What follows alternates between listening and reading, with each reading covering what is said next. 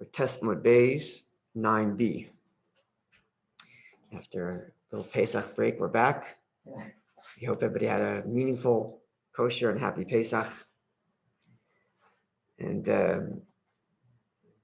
as the Rabbi writes in his commentary in Haggadah, the Chabad Haggadah, the Alter Rebbe's version of the Siddur, does not include the statement that's there in many other Siddurim, where it says, Chasal Siddur Pesach, which means we have concluded the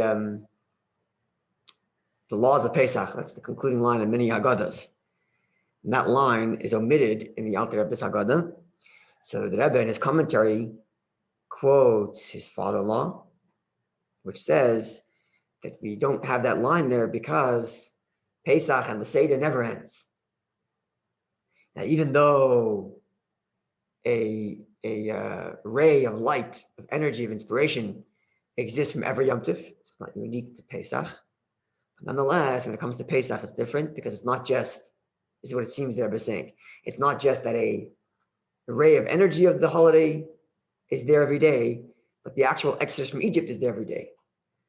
So Pesach itself in some way exists every single day, not just, inspiration from what we experienced, right? There's a mitzvah of remembering Egypt every day. We're obliged to leave our limitations every day.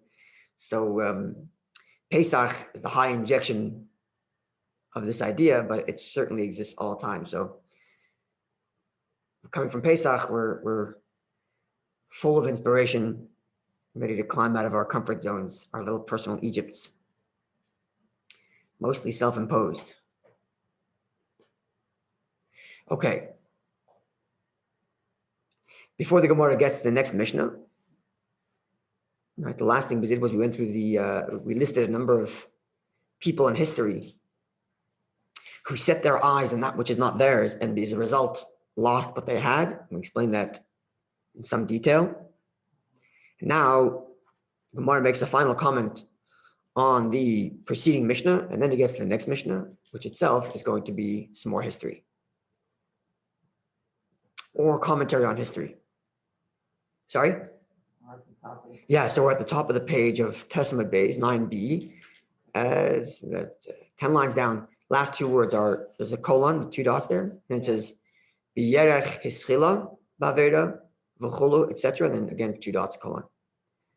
So that's the, if you see where the big bold Mishnah is, you count up 1, 2, 3, 4 lines, you'll see it there. So the Mishnah stated that as part of the measure for measure, in that the proceeding of the Sotah follows her misdeed. So the Gemara, the Mishnah said, because she began her misdeed with her thigh and then her stomach, bringing the man on top of her. So she is the affliction starts in the thigh and then goes to the stomach. That's what the Mishnah said. So Gemara asks, where do we know this? How do we know that this is indeed the order? It starts with the thigh and then goes to the stomach. Now, says the Gemara, Ilema, were you to suggest that the way we know this is Mishum, is because of the Ksiv, that which the verse states. The verse states, but this in the section of the Torah describing the Sotah, which we had learned at the beginning. So it's second half of chapter 5 of the book of Bamidbar. And there, verse 21, it reads, "B'teis Hashem es B'teis Hashem es Yerachach," I think it's pronounced it, or Yarkech. No, Yarkech, yeah. Nefeles, her thigh falls out, Vesbitnei Tzava, and her stomach explodes or implodes. So the verse describes first the thigh and then the stomach. So if that's how you come to this conclusion, if that's why the Mishnah is concluding that it starts with the thigh and then goes to the stomach because of the verse 21, but we have a problem. Because V'Haksiv, the verse reads in verse 27, just a few verses later, Vitzav Sabitna, and her stomach will explode. Enough like and her thigh will fall out. And this verse puts the stomach first. So which one is it? First of all, how does the Mishnah know which one of these verses is the correct order? And the verses themselves seem to contradict each other. One beginning with the thigh and the other verse beginning with the stomach. Now, with respect to the verse itself, had the Mishnah, I'm suggesting, that because the Gemara doesn't raise these verses as a contradiction. The Gemara just raises these verses as questioning which one of these verses is the Mishnah relying on. Now, the reason why I think the Gemara is not presenting these verses as a contradiction is because without the Mishnah's commentary, I would have said that the verse is not particular, which is why the verse gives both orders, as if to say, it doesn't matter which one's going to come first, right? Like, for example, sometimes Rashi comments this in the Torah. Sometimes the Torah introduces Moshe and Aaron in that order, and sometimes Aaron and Moshe in the other order.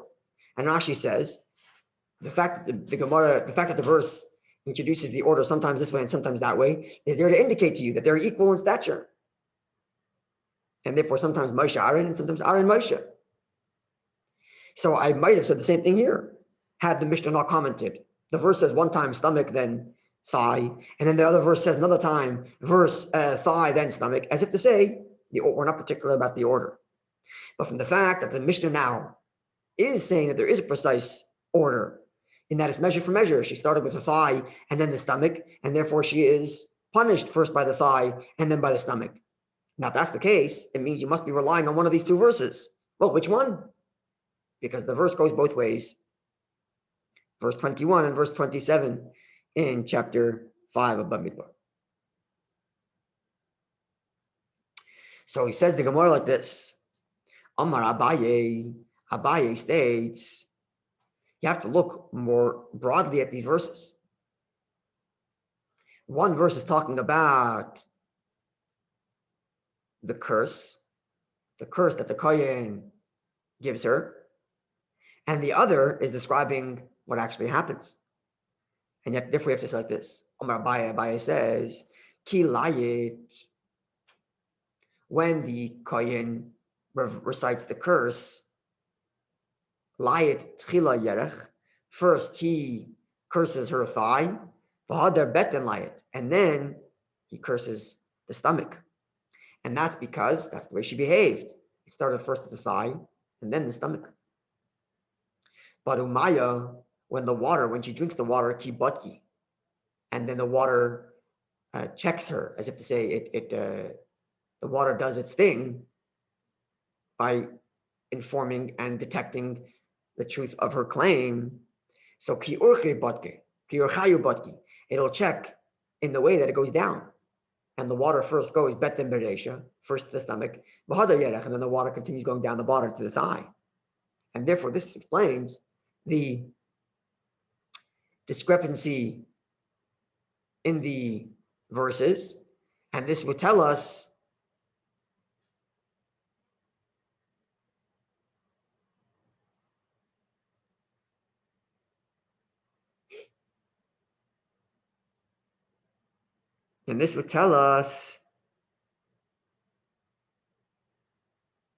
all right, 1 second, it doesn't tell us what we do with the Mishnah though.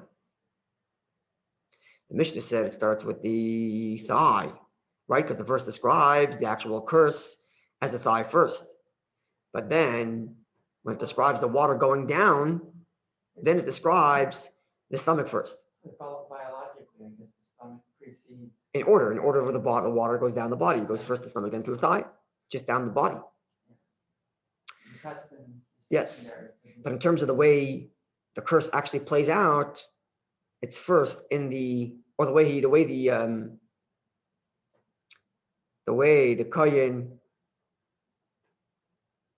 the way the curse actually plays out, the way the actual affliction plays out is it's first in the thigh and then the stomach, as described in our Mishnah. Even though the water will do its investigation first in the stomach and then the thigh. That doesn't really work. Right? Sorry? And it doesn't really help what a body is saying. Then? No, it does, because the actual. Because they're disputing what affliction occurs first, right? There's a dispute between the affliction, no? The affliction. The Mishnah just said that the actual affliction starts in the stomach, in the thigh, and then goes to the stomach. Isn't Right? that disputed? No? Not that I know of. Doesn't say anywhere dispute here. Right? But then the verse, one implies, right? So the one that says the thigh is first, that's the verse where the Kohen is speaking to her. And there he says thigh first, right? Because that's where that's the beginning. That's the, as Rashi says, the beginning of her sorrow is his cursing her, and his curse begins with the thigh, because that's how she behaved. She behaved first thigh and then stomach, and therefore when he curses her first by telling her your thigh is going to be hurt, and then he tells her your stomach's going to be hurt. But in reality, when the water goes in, it begins at the stomach and then goes to the thigh, because it goes down that way. So first it messes up with her stomach and then goes down to the thigh. Okay. So when, in other words, when the Mishnah says, this is what seems from Rashi, when the Mishnah says that she's hit by the thigh first, it means he curses her he curses her thigh first. When he lists what's going to happen to her, he tells her first the thigh and then the stomach, cursing her thigh first. That's what the Mishnah means to say. And the curse is the beginning of all the sorrow. And that's what the Mishnah says, it starts in the thigh. Okay. But the Gemara says, but Beklala, there's another verse. We quoted verse 21 and then 27. Verse 21 describing what the Kohen is saying, and then 27 describing what actually happens. And therefore, when describing what actually happens, it starts with the stomach because the water first enters the stomach. But when it describes what the Kohen says, it starts with the thigh because she behaved incorrectly with the thigh first, and therefore he curses her first with the thigh. That's what we have so far. But there's another verse, which is verse 22, which is still describing what the Kohen is saying, the curse of the Kohen. And there it says, but by the curse, it also says, litzbois beten, v'lintbol yireach. That it'll hurt her stomach and then the thigh. So even in the Kohen's, even in the section of the verses which describe the curse, it also says both. So Abaye tried reconciling by saying the curse begins with the thigh, but the actual water does its affliction first in the stomach. And when our Mishnah said thigh first, it's referring to the Kohen's curse. But even in the curse, we have a verse which goes the other way. Stomach first.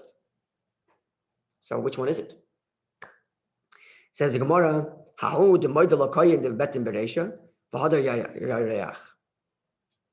that is to tell us what the Kohen tells her. Not to give a bad rap, a bad name to the waters. Let's explain. The water does its damage in the way it enters the body, and therefore first stomach and then thigh. And because of that, the Kohen needs to tell her that that's what's going to happen. Because if he told her that first you're going to get struck in by the thigh and then by the stomach, and then when reality, when we see it happens first that it hurts the stomach and then it hurts the thigh, and people are going to say, oh, she's not afflicted by the Sotah waters, because when the Kohen said it, he said it was going to be the other way. So therefore, the Kohen has to inform her of how it's going to happen, exactly how it's going to happen. First stomach and then thigh. But that informing her is not the curse he's giving her. He's just informing her what's going to happen. His curse begins with the thigh. So the Kohen has to say two things, really. First, he curses her by saying, your thigh is cursed, then your stomach is cursed. Because she began her trouble with the thigh, and therefore the curse got to come first to the thigh.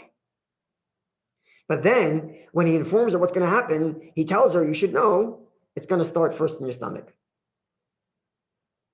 And that way, when it actually plays out, it is consistent with what the Kohen said would happen. And that way, the trustworthiness of the waters are upheld.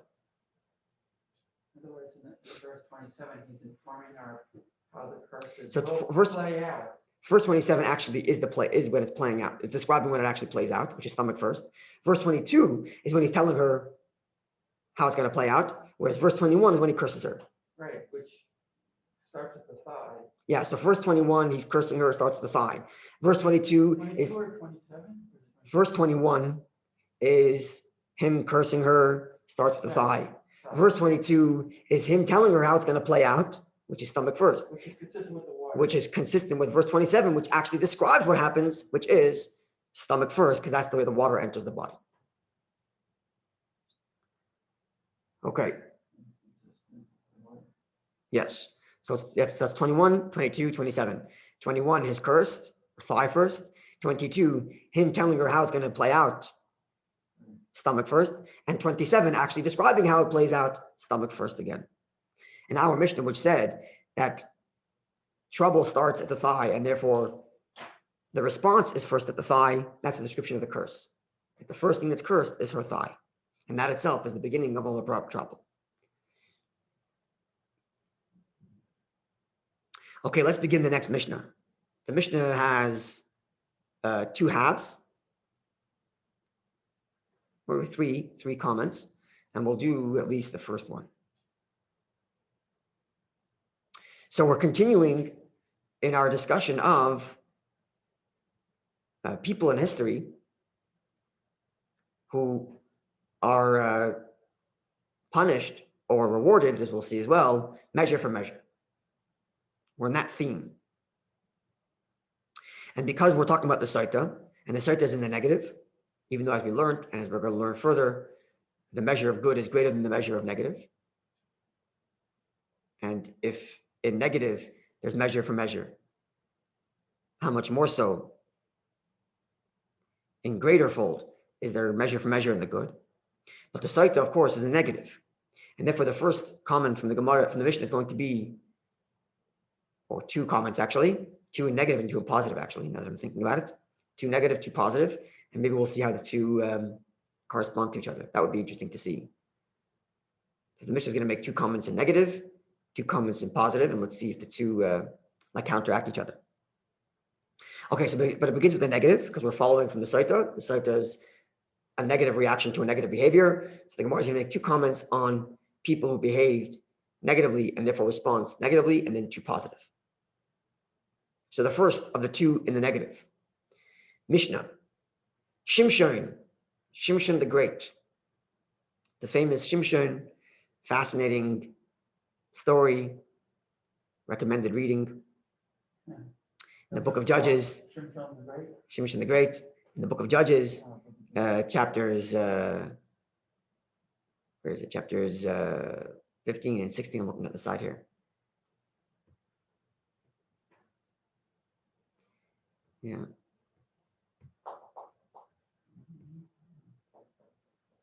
Yeah, chapters 14, 15, 16, that range. And very briefly, just to remind us who Shimshon is one of the judges, and the scripture begins with his birth, actually, before his birth. His parents, who didn't have children, and they met an angel, gave him a blessing, and the angel, Manoach is the father's name, and the angel gives him a blessing for a child and gives him specific instructions of how to raise him. Right, he's a Nazir from birth, a Nazir, which means doesn't drink wine, goes his hair long, and he grows up with incredible strength, and he marries into Pelishtim, meaning not from the non-Jewish women, but from a convert of the Philistines, as we're going to learn. It's by God's design that he married there so that he can engage in, what's the word, subterfuge? Like to engage the enemy, to get their trust, and then to undermine them. Right? Yeah. So subterfuge, I think that's the word.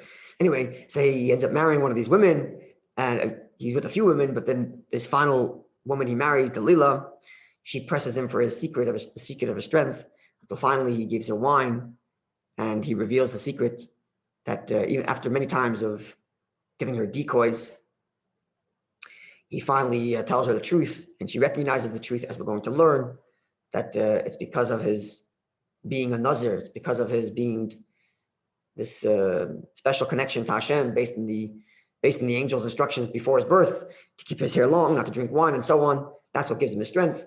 And she cuts his hair, and as a result, the Philistines are the endless enemies of the Jewish people during this period. They capture him, they tie him to two poles in a room, and they have a whole party kind of showing off the fact that they've captured the great Samson, the great Shimshon, and he prays to Hashem, give me strength one more time. And that last time Hashem does grant him strength one more time, and he pushes in the towers, the pillars which hold up the building collapses, and in his final moments, he takes with him a bunch of Jewish enemies as well. So that's the overarching story of Shimshon. So now comes the Gemara's comment. Shimshon, his failure, as we're going to learn in the Gemara, is halach achar einov. He followed his eyes. He married a beautiful woman, a Philistine woman, one of the Pelishtim.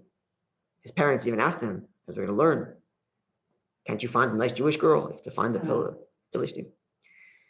And he says, no, I like her. So because he followed his eyes, the desire of his eyes, therefore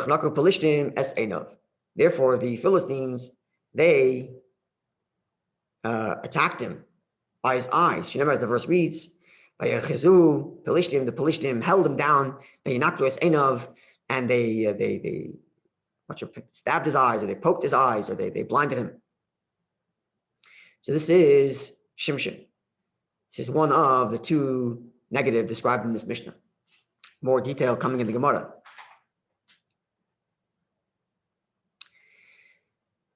Avshalom is... Is this number 2? This is number 2. Avshalom is King David's son, who towards the end of King David's life, runs a almost successful rebellion. And as we're going to learn, we'll learn here what he did. So Avshalom was one of King David's sons who runs a successful rebellion almost successful rebellion towards the end of David's life. And it's a terrible thing. King David speaks about it in Tehillim and other places in very sad terms, how he had to fight his own son. And a rebellion against the kingship of David, right? Yeah, well, because he knew that King Solomon was going to be the next king, Right. not him. So before his father David died, he wanted to take over. So, and we're going to see in a moment, he was quite successful in garnering support. So in his Goa Besaidai, Avshalom showed off his hair. He was proud of his long, beautiful locks.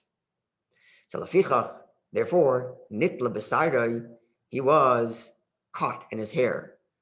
As the story is, he was riding his horse in battle, and his beautiful locks of hair got caught in a tree. His horse ran off, and when he was hanging there, that's when he was struck down. He was scalped. Sorry? Like he was scalped. I don't know if his body fell off. He was hanging by his hair. He was stabbed by Yoav, actually, as we're going to see 3 times, 10 times, and 3 times. Wow. The more detail of that coming in the Gemara as well. So, that's the Gemara says, where is it? Therefore he was struck by his hair, was caught in his hair. Now, because he engaged intimately with 10 of his father's literally concubines, not actual wives, but designated companions, if we will, of his father. So he engaged with 10 of them. Therefore, therefore he was hit with 10 arrows. Shinemar, as the verse reads, and 10 of Yoav's men, Yoav is King David's general, they hit him with 10 arrows. Okay. Now, Lafishagon Gimel Gnevos, because he stole the heart of three hearts. He stole 3 hearts away. He deceived three different hearts. Lev Aviv, the heart of his father. Lev Bezdin, the heart of Bezdin.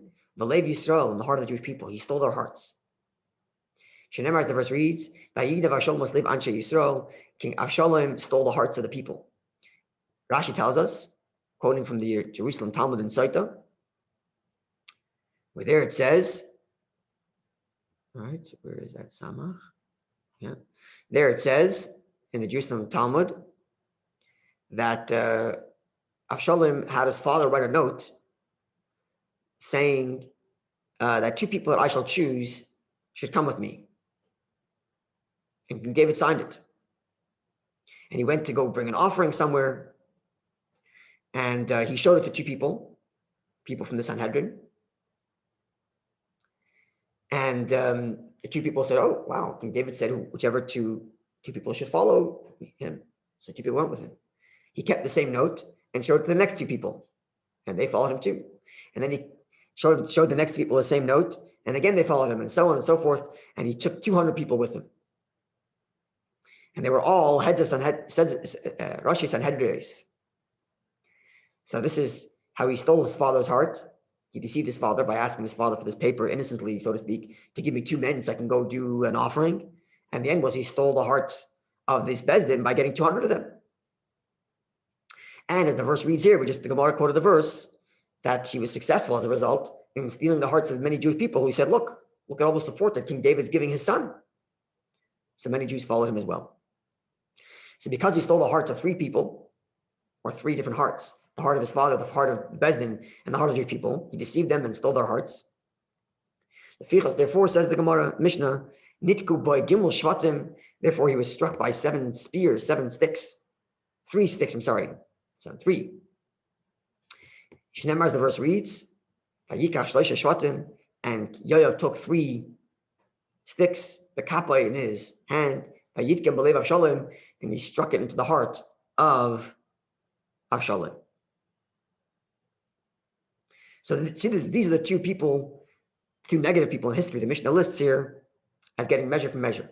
Now this is when his hair was caught? His hair was caught, yes. So he was hanging there, he was struck there. As he's hanging there with his hair caught, first he's struck by 10 arrows, and then 3 in his heart. Okay. So we have here... It's all line up to all his... yeah. The things he did. Exactly. So a lot of the things he did, it's right. 10, for the 10, well, he showed up with his hair caught in his hair. He was with 10 of his father's concubines, so he's 10 arrows. He stole 3 hearts, so 3 sticks to the heart. Okay, so we have 2 people in history, and the second has 3 stages, right? Shimshon is 1, eyes, and then Avshalom, 3. And the 3 of Avshalom are related to his hair, intimacy, and then heart. So we have eyes, hair, intimacy, heart. I'm just trying to put it on. I'm not sure where I'm going with all this. I'm just sharing details we're seeing, because I want to keep these in mind as tomorrow we get to the positive side, where we're going to have actually more with 3 in history: Miriam, Yosef, and Moshe. Yosef had something with his hair too. So that's what I'm thinking of. Yeah. We're going to see how maybe there's some connection here: the eyes, intimacy, hair, and heart. And we'll see maybe tomorrow if we're going to come with something from the positive side that maybe counteracts these elements, and why these elements are related to negativity, specifically with the Sotah. You can actually see it because hair is often related to intimacy, right? For example, married women cover their hair because hair is a very personal part of the woman or the man, actually. And both, like you said, Yosef has a connection with the hair, as we'll see, and his hair is related to his intimacy or the temptation for intimacy with Potiphar. Yeah. Right? His hair is related to that. And the heart and the eyes obviously are always connected to intimacy, like we say, what we say in Shema every day. Don't follow your eyes and your heart, because the eye sees and the heart lusts. So there's the eyes and the heart, and then of course intimacy itself is the ultimate act. Right. So we have all these elements that are actually related to the Sotah, which is all about mistaken intimacy. And perhaps let's see how tomorrow the positive, maybe they counteract that. Let's see. So let's just keep this all in mind. Sorry? It seems like Yosef was preoccupied in his youth with his beauty, which somewhat led to his early downfall. Yeah. With Potiphar. Yes, we're going to see actually this in the positive sense. Right. But ultimately, good came out. Ultimately, the good came out of it. And also another example. Remember, we talked about the last class how one of the people listed in history is out of order. Now here also it's not in chronological order. Actually, no, it is. Shimshon comes before Avshalom. It is in chronological order. My apologies. But still, it could be, you could see like an order going on here, in that there's the eye see, and lust builds up. Next comes the hair. So because you start noticing others, you start to think about how people look at you, and you want to show off making yourself look beautiful. And then once you're looking at others and lusting, and you're making yourself attractive, then it gets to Goes to the next level. goes to the next level, which is actual intimacy. And interestingly enough, heart comes after intimacy. Maybe it's an allusion to this idea that sometimes it starts out just for base lust, and then before you know it, you're romantically entangled. The heart gets attracted there, and then you're in real trouble. Then you're in deep. And you're in deep trouble. It's not just physical anymore; it's also emotional. I don't know. Maybe I'm just kind of playing around with the order. Could be. That's the order, right? The order is eyes, hair, intimacy, heart. So first lusting after others, then becoming self-aware, wanting people to lust after you. That's the hair, and then finally actual engaging physically, which leads maybe to the heart, to actual romantic attachments, not just the physical, which causes even deeper problems. So maybe that's the order going on here. I don't know, like obviously the floor is open as always. Related to the Sotah. And it's connected to the Sotah, yeah. Because it starts with the eyes. Yeah. Right. We also had this idea with the Sotah as well. We cut her hair because she showed off her hair. We expose her hair and unbraid it. Not cut off, I'm sorry. We expose it and unbraid it because she was showing it, making her hair beautiful to attract men. And therefore there's certainly a connection going on here. And it comes into these details. And then we'll look tomorrow to see at the positive and see how maybe they counteract these. Okay, have a wonderful day.